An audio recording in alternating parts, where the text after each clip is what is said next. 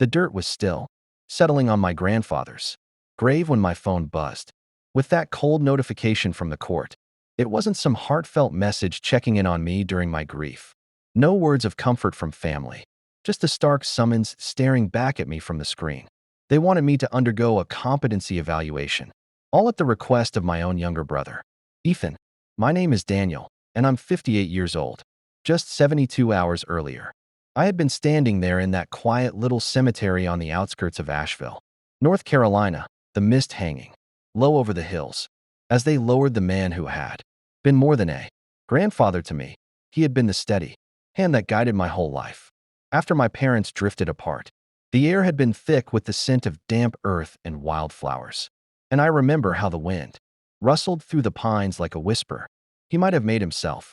And now, barely 3 days later, here was this official document claiming I was showing signs of instability after the funeral, that I posed a risk to the family properties, those rental cabins he had built with his own hands.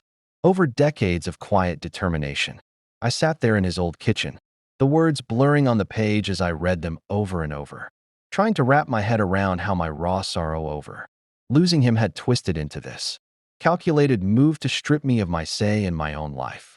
The will hadn't even been read yet, but the knives were already out, sharp and ready.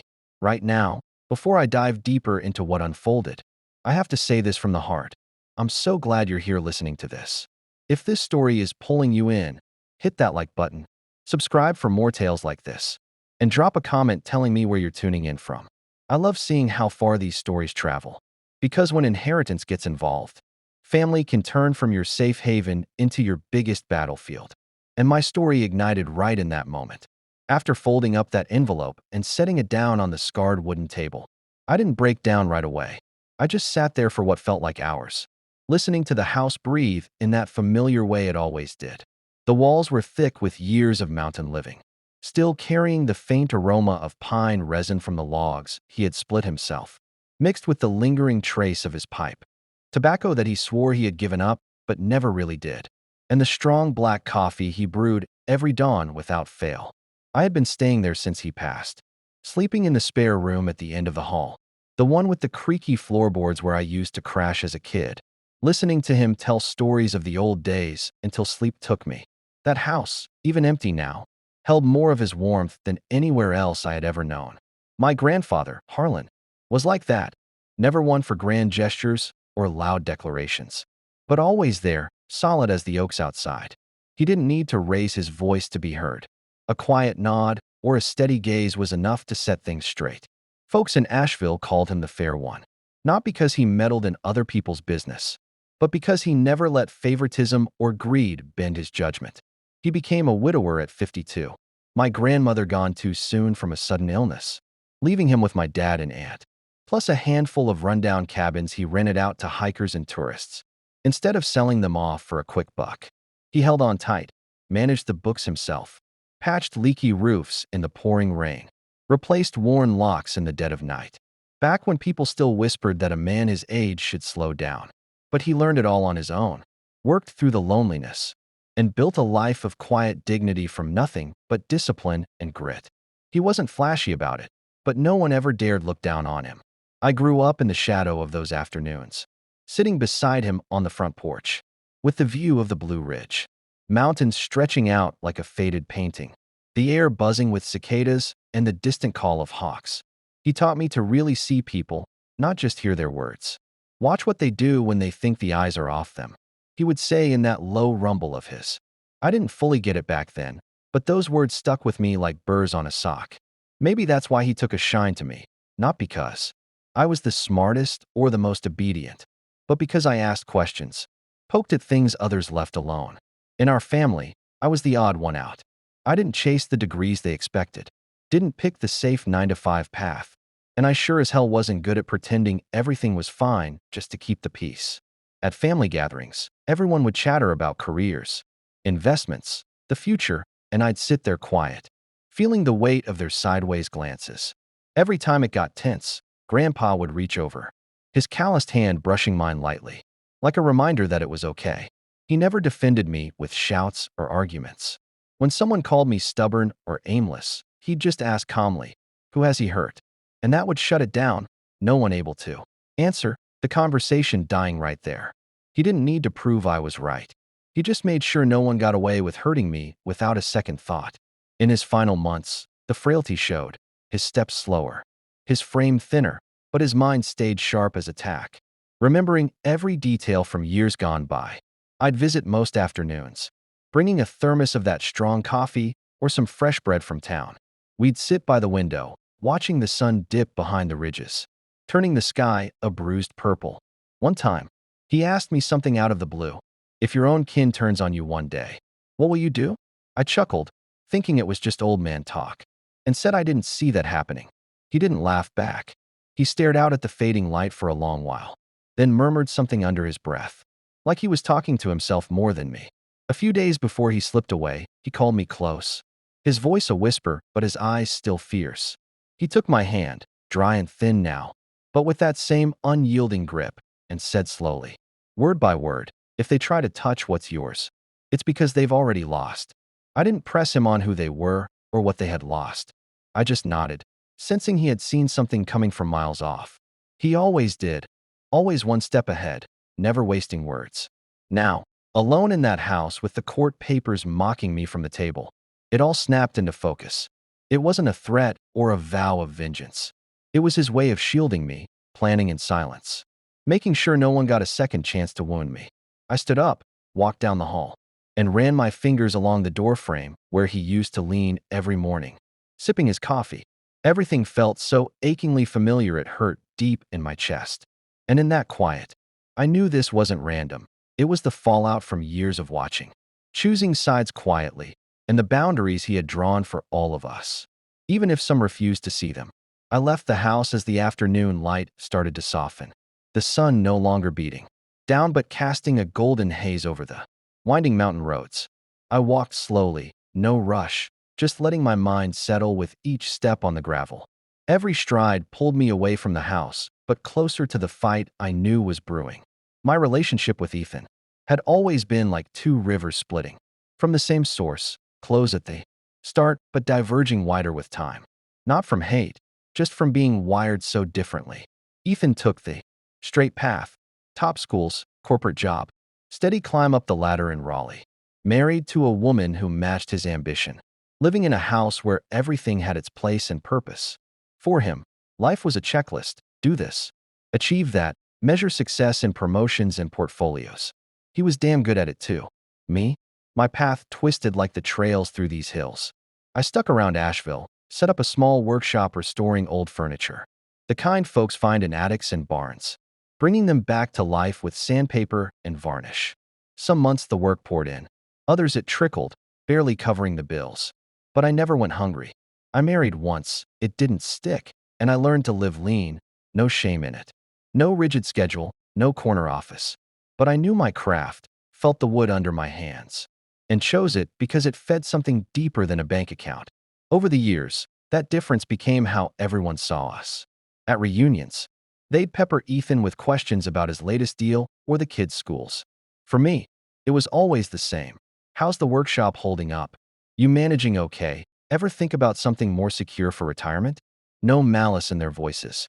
But underneath it all was this assumption that my way was a gamble, something to watch warily. Ethan got used to being the trusted one, the one who spoke measured, thought in terms of spreadsheets and safety nets. When family issues cropped up, he stepped in to organize, and bit by bit, he started believing he was the only one who could. Once, at a holiday dinner, he turned to me with that smooth tone of his and said, "Look, brother, not everyone's built for handling the big stuff. Some folks need a little guidance." I met his eyes, didn't argue, but I got the message loud and clear. He didn't think I could steer my own ship, and I knew I'd never convince him otherwise. We didn't have screaming fights. It was all in the glances, the offhand comments that landed like pebbles in a pond, rippling out. Ethan never outright belittled me. He just positioned himself a rung higher, enough to oversee, to judge, to worry about me like it was his burden as the stable sibling. I figured our differences were just that, ways of living, not grounds for control or mistrust. But as the years stacked up, I saw it clearer. For a lot of people, stability's judged by dollars and titles, not by standing on your own 2 feet. By that yardstick, I was always the one they thought needed watching. After Grandpa died, that gap yawned wider than ever. Ethan talked nonstop about safeguarding the family legacy, not letting it slip into hands that couldn't manage it. He never named me, but I knew exactly where I fit in his narrative. I listened, tucked away every word, and stayed silent, not because I agreed, but because I wanted to gauge his intent, see how far he'd push. There were nights in my workshop, hands coated in sawdust, mind spinning with his phrases, wondering when my simple life had become a threat in my own brother's eyes, when choosing different turned into proof of weakness. I didn't have answers right away, just this growing sense that the space between us wasn't just lifestyle anymore. It was how we valued each other. And that quiet distance, built over years, created fertile ground for doubt to take root. I felt it coming, even if I couldn't pinpoint the direction yet. The days after dragged on slow, but the funeral memory clung to me like fog in the valleys, heavy and unrelenting. I can picture that morning perfectly. Asheville woke under a gray sky, the air chill and thick with moisture. No rain, but the promise of it hanging. I got to the cemetery early, while they were still setting up the folding chairs and tent. The smell of fresh lilies cutting through the earthy scent of turned soil, tightening my throat. I stood off to the side, handkerchief crumpled in my fist, trying to hold it together as folks started arriving to pay respects. Ethan showed up soon after, dressed sharp in a dark suit, hair combed just so, looking every bit the composed professional. He stepped out of his car and immediately started directing the funeral staff in a low, firm voice. I was close enough to catch snippets. Add more chairs up front. Move the guest book closer to the path. Keep non-family back from the graveside. Everything flowed smooth under his command, efficient as a board meeting. If you didn't know us, you'd think he owned the whole thing. As more people trickled in, Ethan planted himself front and center, accepting condolences on behalf of the family. He'd nod solemnly, clasp hands, lean in with the right amount of sympathy, murmuring those practiced lines like "thank you for coming." He meant so much to us all. I didn't begrudge him that. Someone had to handle it, and he was built for those roles. What stuck with me was how he'd glance around every so often, like he was making sure the script was unfolding just as planned. During the minister's prayers, I overheard him whisper to a cousin beside him, "After this, we need to sit down about the papers, can't let it drag." The cousin nodded gravely. I dropped my gaze to the casket, polished wood gleaming under the tent, and wondered if Grandpa could hear that from wherever he was. I told myself I was being too sensitive, that grief makes people practical to cope. But then those kinds of comments kept coming. In the reception area after, Ethan moved from group to group, not just taking sympathies, but laying groundwork. He left everything clear. He'd say, the family will honor exactly what he wanted. Then he'd turn to me with that softer voice, like genuine concern. "Don't worry about a thing.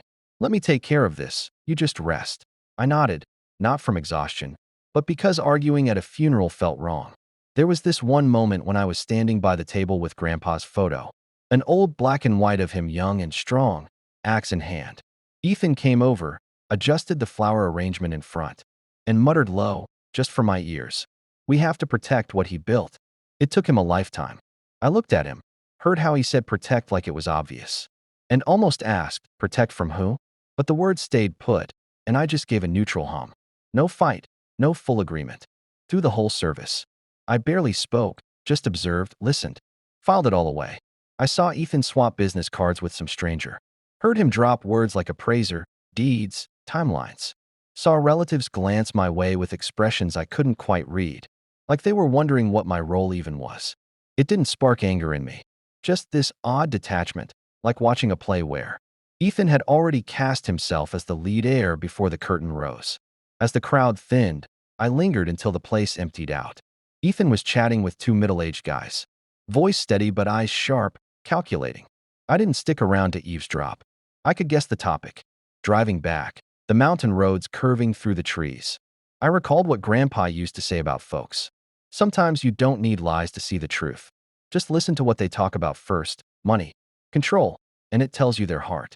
For me, that funeral wasn't just goodbye. It was a silent audition where everyone revealed the spot they thought they deserved. I didn't fault Ethan for grabbing the reins. I just saw that to him, it was natural. And in that realization, it hit me. He wasn't just helping us through loss. He was sketching a new hierarchy, one where decisions didn't wait for wills or courts, but got claimed through action and initiative. I kept quiet, not from weakness, but to watch how far this new order would stretch and who would pay the price first.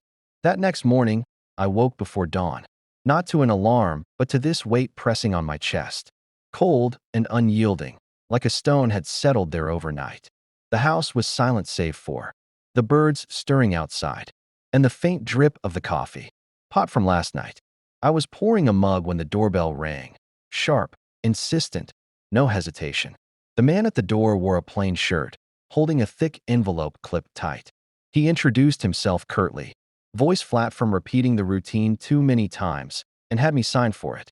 It wasn't until the door clicked shut and the quiet returned that I tore it open and scanned the lines. I had to read it twice for it to sink in, my brain fighting every word. The order was clear. Present myself for a psychological evaluation at the court's direction.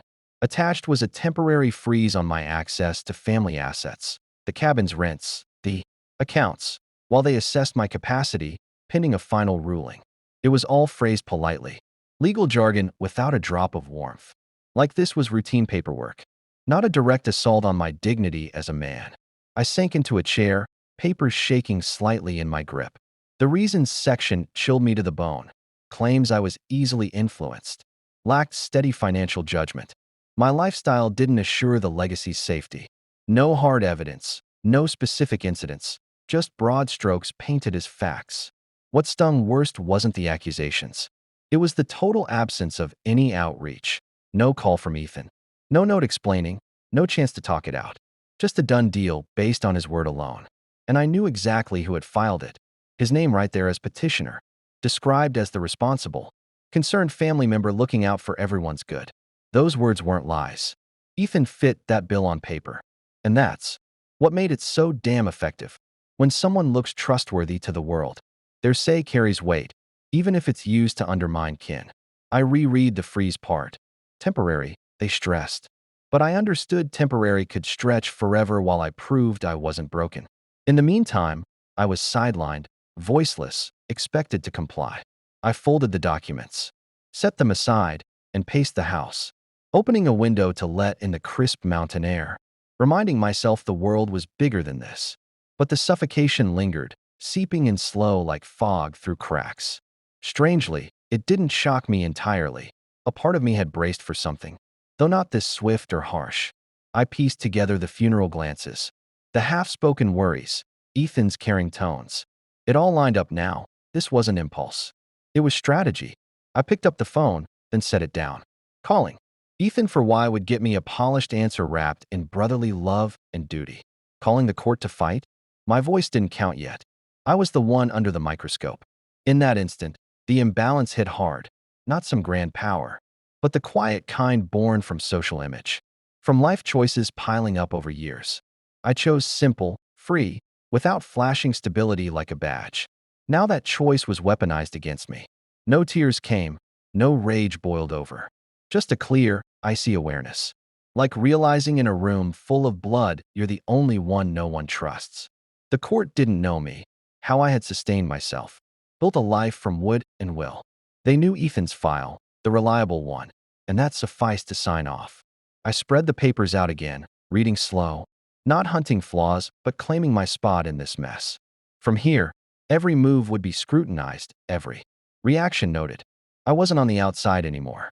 They had dragged me in. And in the house's hush, I grasped this wasn't meant to crush me outright. Just tip me off balance so someone else could step forward, under the guise of protection. I didn't rush to see the lawyer, Al Caldwell, that day. Needed a night to breathe, sort my thoughts, walk into his office with a clear head. Next morning, as Asheville stirred under a pink dawn, I drove downtown to his building, an old brick place with steps worn smooth from generations of footsteps. His office hadn't changed much since. I last went with Grandpa years back. Dim light, scent of aged paper and fresh coffee, bookshelves sagging under case files. He sat behind his heavy desk, gray hair neat, glasses perched low on his nose. When he saw me, he stood, shook my hand firm, no surprise in his eyes, just a knowing nod, like he had been waiting for this exact visit. I imagine you got the court papers, he said in that even baritone. I nodded. He gestured to a chair, poured me water, every action deliberate, no waste. It steadied me. Before I could find my words, he opened a drawer, pulled out a thick manila envelope sealed with red wax. This is the time, he said, placing it before me. I stared at it, familiar yet strange. Knowing Grandpa trusted Caldwell as a man of few words but ironclad honor. Do not open unless there's trouble. Grandpa instructed, Caldwell continued. And only if you come seeking it yourself. Did he know this was coming? I asked, voice lower than intended. He didn't know specifics, but he knew people. The silence stretched, comfortable, giving me space. I broke the seal. Inside, a USB drive and bound pages titled Trust Agreement, dated 4 years prior. I flipped through, clauses crisp and airtight, no room for loopholes. This wasn't hasty. It was engineered by someone who understood how money and love could sour fast. And this, Caldwell said, tapping the USB, you need to hear. He plugged it in, turned the screen my way, clicked play. Grandpa's voice filled the room, slow, clear, piercing my heart like it was yesterday. No tears, no complaints, just him laying it out plain, like teaching me to spot a knot in wood. He spoke of me, of Ethan, the gap between looking stable and being true to yourself. No blame thrown, but every sentence showed he had watched us all closely for years. He called the trust protection, not for the cabins, but for the person. Said he wouldn't let me stand in court proving I was sane just for living my way. When it ended, my nails dug into my palms. He did all this in case someone doubted me. Caldwell nodded. In case someone tried to live your life for you. He walked me through it. How the trust worked. Assets locked from whims, independent oversight. No emotional overrides. Clear, no overload. While I reeled from the court blow, Grandpa had built this wall silently years ago. The pieces clicked. His cryptic words, funeral vibes, Caldwell's calm. Nothing chance. Only I was late to see it. Leaving, envelope tucked safe, I felt steadier, not resolved, but not alone. Decisions made long before meant I didn't have to shout now. They guarded my voice for what lay ahead that I drove back home as the day faded. The mountain roads twisting under a sky turning deep indigo. The kind of twilight where the first stars prick through like quiet promises. The headlights caught the edges of the pines, throwing long shadows that danced across the dashboard. I kept the radio off. No music, no distractions. Just the hum of the engine and the faint crackle of tires on gravel to keep me company. The envelope from Caldwell sat heavy on the passenger seat, like it carried more weight than paper and wax should. When I pulled up to the house, the porch light was still on from when I left that morning. A single bulb glowing warm against the darkening woods. I killed the engine, sat there a minute, breathing in the cool night air that smelled of resin and distant wood smoke. Inside, I set the envelope on the kitchen table again, this time next to the court papers. Like two enemies forced to share the same space. I made coffee the way Grandpa always did. Black, strong, no sugar. Poured into the same chipped mug he used every day. Then I spread everything out under the overhead lamp. The yellow light pooling over the pages like it was trying to make sense of them too. The trust document was thick, legal language dense but precise. Most of the cabins, the real moneymakers, the ones along the Blue Ridge Parkway that brought steady rental income, were locked inside an irrevocable trust. No one could touch the principal without jumping through hoops. Independent trustee, annual audits. Distributions only for maintenance. Taxes, or modest living support if needed. My name was there as primary beneficiary for use and occupancy. I could live in the main house forever. Manage the smaller repairs if I wanted. But I couldn't sell. Couldn't borrow against. Couldn't hand it over on a whim. It wasn't a gift to spend. It was armor, built to last longer than any family squabble. Ethan's name appeared too, but not the way he probably expected. A fixed sum, decent, not stingy. Enough for a solid nest egg, but nothing. That gave him leverage over the properties or me. Grandpa hadn't cut him out. He'd just drawn the line clean and fair. No favoritism, no punishment, just balance.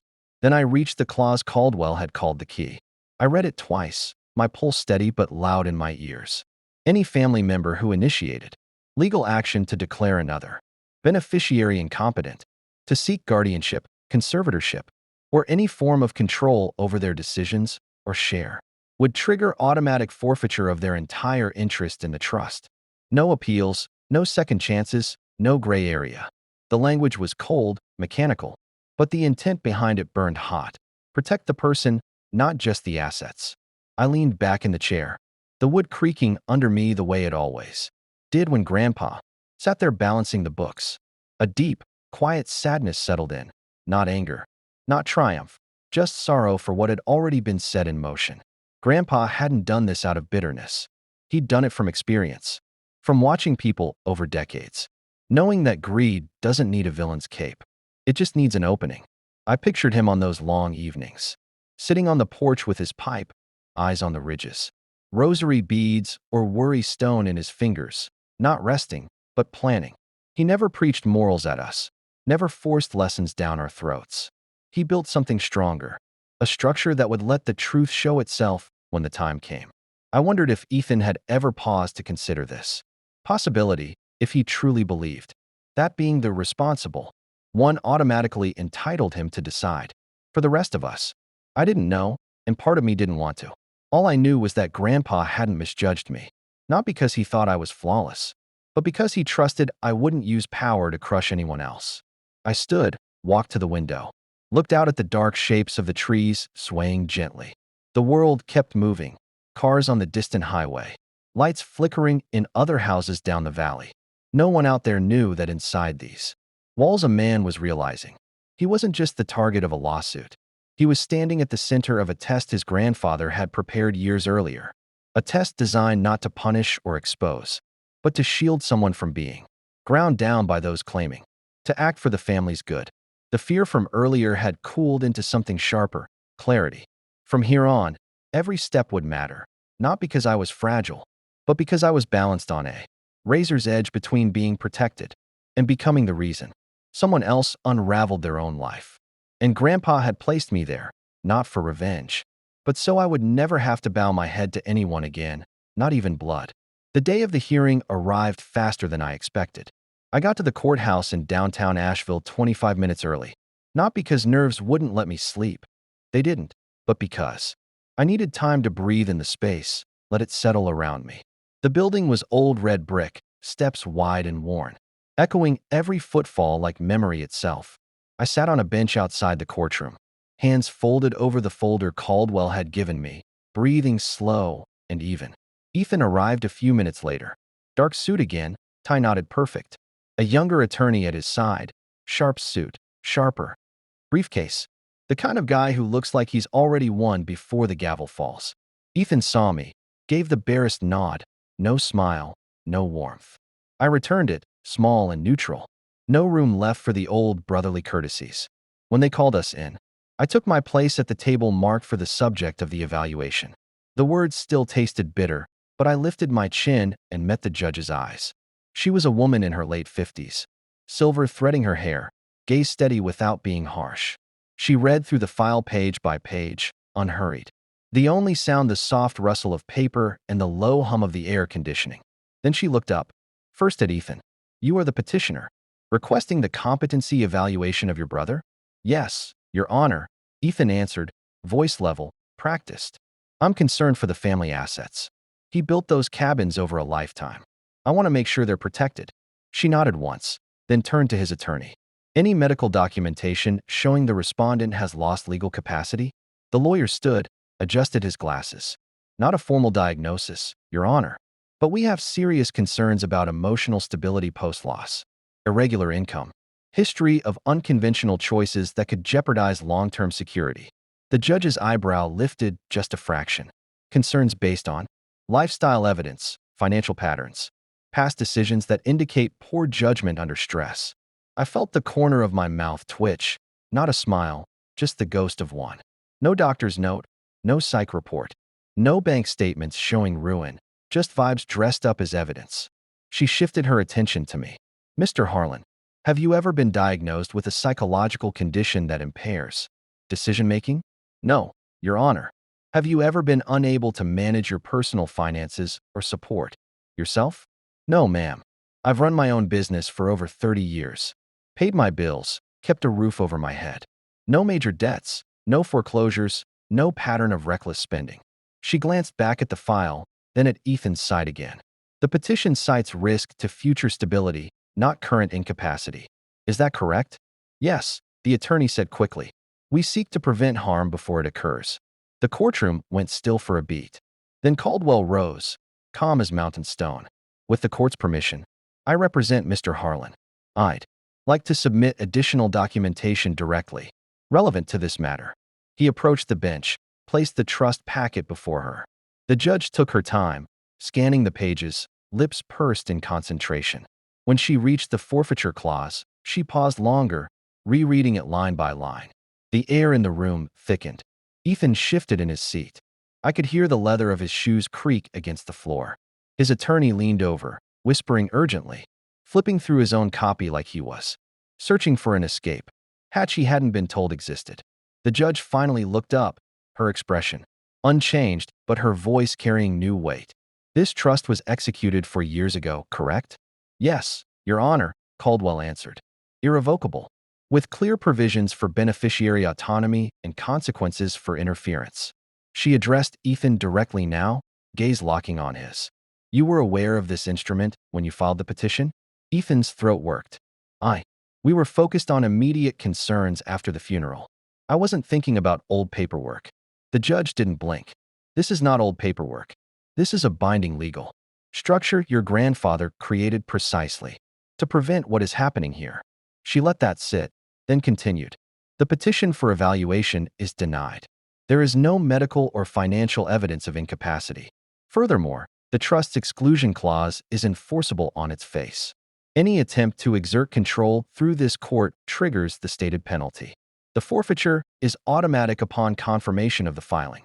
Ethan's face went slack, color draining until he looked almost gray. His attorney opened his mouth, closed it again, nothing to say. The gavel came down, quiet, final. As people rose, Ethan stayed seated a second longer than everyone else, hands flat on the table like he needed the support. When he finally stood, he walked toward me, ignoring his lawyer trailing behind. His eyes were red-rimmed, voice low and shaking. You don't get it, Dan. I was trying to protect what he built, for all of us. I looked at him, really looked, and saw not an enemy, but a man watching his own choices collapse under their own weight. The family doesn't need protection that destroys itself, I said, voice even. You didn't ask me. You didn't trust me. You chose this road instead. He shook his head, tears spilling now, no attempt to hide them. I thought, if I handled it, everything would be okay. I thought I knew best. The words hung there, raw and broken. I didn't move closer, didn't reach out. Some distances don't close with comfort. His lawyer touched his shoulder gently, guiding him toward the exit. Ethan looked back once, eyes empty, lost, and then he was gone. I stood on the courthouse steps afterward, sun high and warm on my face. The same bustle of people moving around me like nothing had changed. Caldwell walked out beside me, said nothing at first, just gave a small nod, like everything had gone exactly as planned years ago. We didn't speak until we reached the parking lot. You okay? He asked. I took a long breath. Yeah, just tired. Not the bad kind. The kind that comes after carrying something too long and finally setting it down. I drove home slow, windows down, letting the mountain air rush through. When I got there, I didn't go straight inside. I walked around back to the workshop instead, the small barn. Grandpa helped me convert years ago. I opened the door, smelled the familiar mix of sawdust, linseed oil, and old wood. My tools hung neat on the pegboard, projects in different stages scattered across the benches. I picked up a half-finished chair spindle, ran my thumb along the grain, felt the truth in it. Solid, no shortcuts. Life didn't change overnight after that day. No dramatic windfall, no sudden spotlight. The cabins kept renting. Checks came regular through the trust account. Enough to live quiet and well. I still restored furniture, took my time on each piece. Let the work teach me patience all over again. Some evenings women from town would stop by, curious about the workshop, asking if I taught classes. I started small sessions on weekends. No big signs, just word of mouth. Mostly folks my age or older, looking for something to do with their hands after life had taken a turn. We'd sit around the big table, shaping wood, talking about loss, second chances, the things families do when they think they're helping. I told them about Grandpa, Not the legal details, just the way he watched. The way he built protections without making noise. They'd nod, hands busy with sandpaper. And I realized I wasn't defending my choices anymore. I was just living them. There are still days I think about Ethan.